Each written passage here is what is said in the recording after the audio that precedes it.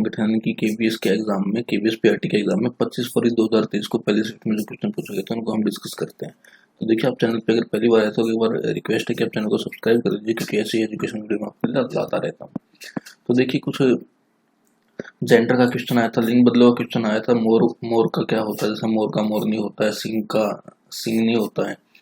तो एक अगला हिंदी का ही बात करें तो पर्यायवाची आया था, कृष्ण का पर्यायवाची निम्नलिखित में से कौन सा नहीं होता, और ऑप्शन उसमें दिया गया था जैसे कि श्याम है और माधव है, और इसी तरीके से एक ऑप्शन, उसी में एक ऑप्शन था कलानिधि। तो कलानिधि का मतलब था कला से भरपूर। अब कला से भरपूर जरूरी थोड़ी कि कृष्ण भगवान ही है, तो इसका आंसर ये था कलानिधि, क्योंकि कलानिधि स्पेसिफिकली कृष्ण भगवान को नहीं दिखाता।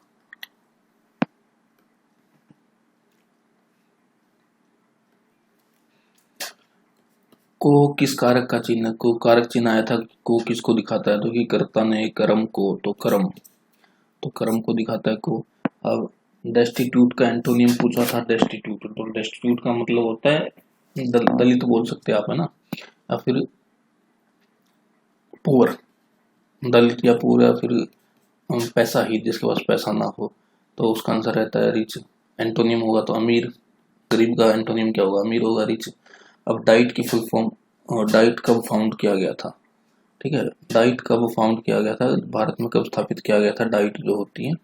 तो डाइट का फुल फॉर्म मैं थोड़ा आपको बता देता हूँ, ये होता है district institute of education and training, district institute of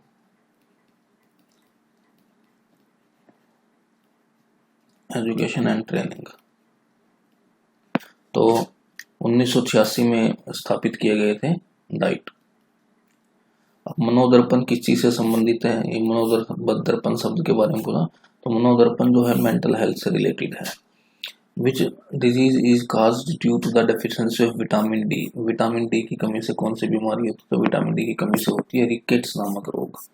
तो देखिए, विटामिन की कमी से होने वाली बीमारी में थोड़ी आपको बता देता हूँ। विटामिन ए से होती है नाइट ब्लाइंडनेस, रातोंधी बोलते हैं। बी से होती है बेरी बेरी, सी से होती है स्कर्वी, डी से होती है रिकेट्स। रिकेट्स एक्चुअली एक हड्डियों का रोग होता है, ठीक है, हड्डियां बिल्कुल सिकुड़ जाती है इंसान की। और विटामिन के बायोलॉजिकल या केमिकल नेम से रिलेटेड एक वीडियो मैंने बनाई हुई है, उसको आप जरूर सर्च कर लीजिएगा मेरे चैनल में जाके। और विटामिन के बायोलॉजिकल नेम हाल फिलहाल में मैंने कम्युनिटी में भी उसको डाला था, जो कि इम्पोर्टेंट है।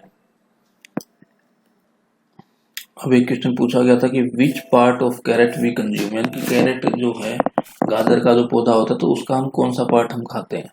तो कैरेट एक्चुअली जो ईटेबल जो उसका पार्ट होता है, वो मेनली हम क्या खाते हैं, हम गाजर खाते हैं। गाजर, गाजर का जो रेड लाल रंग का ये पार्ट होता है, और ये एक्चुअली क्या है, ये उस गाजर के पौधे की जड़ है, तो हम रूट को कंज्यूम करते हैं।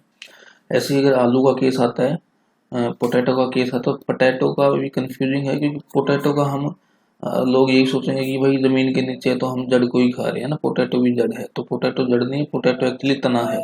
पोटैटो यानी कि आलू, आलू का हम तना खाते हैं, स्टेम खाते हैं, तो ये ध्यान रखिएगा। अब which plastic does not melt on heating, कौन सा ऐसा प्लास्टिक है जो गर्म करने पे पिघलता नहीं है, तो बेकेलाइट प्लास्टिक एक पॉलीमर होता है, ठीक है, तो ये पिघलता नहीं है गर्म करने पे। संस्कृत में बाल साहित्य पुरस्कार किसे मिला, 2022 में बाल साहित्य पुरस्कार की जो घोषणा की गई, तो संस्कृत में किसको मिला और किस चीज के लिए मिला।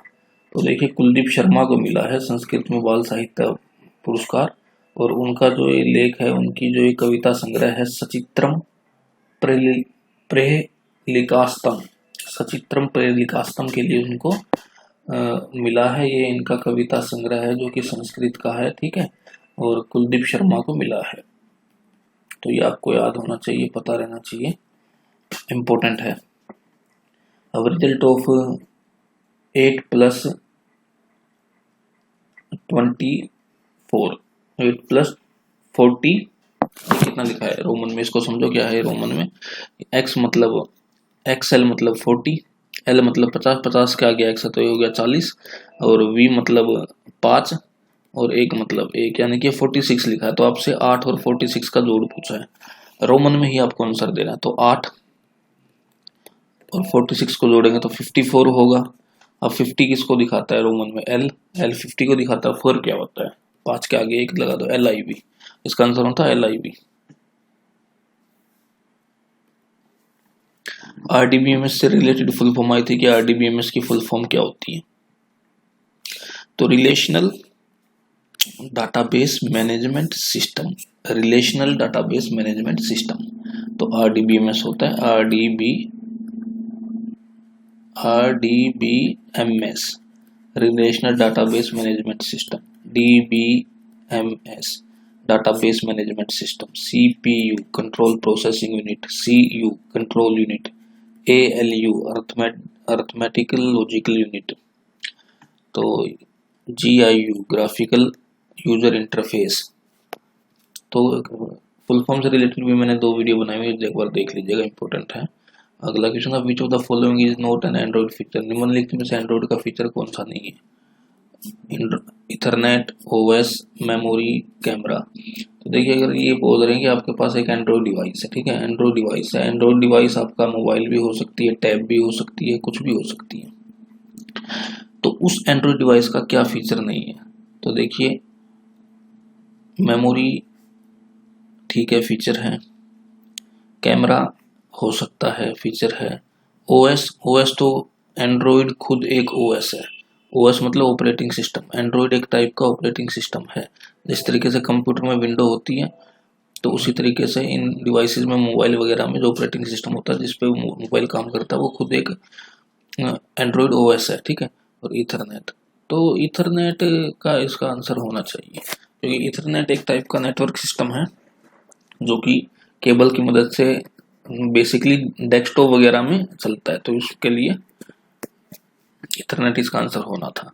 तो ऐसे कुछ क्वेश्चन जो कि 25 फरवरी को पहली शिफ्ट में KVS PRT के एग्जाम में पूछे गए थे। तो उम्मीद करता हूँ आपको वीडियो पसंद है। वीडियो को लाइक करें, चैनल को सब्सक्राइब करें, और इसी चैनल में KVS से रिलेटेड काफ़ी वीडियोज हैं। अगर आपका एग्जाम आने वाली शिफ्ट्स में है तो एक बार उनको देख लीजिएगा, काफ़ी हेल्प आपकी हो जाएगी। धन्यवाद।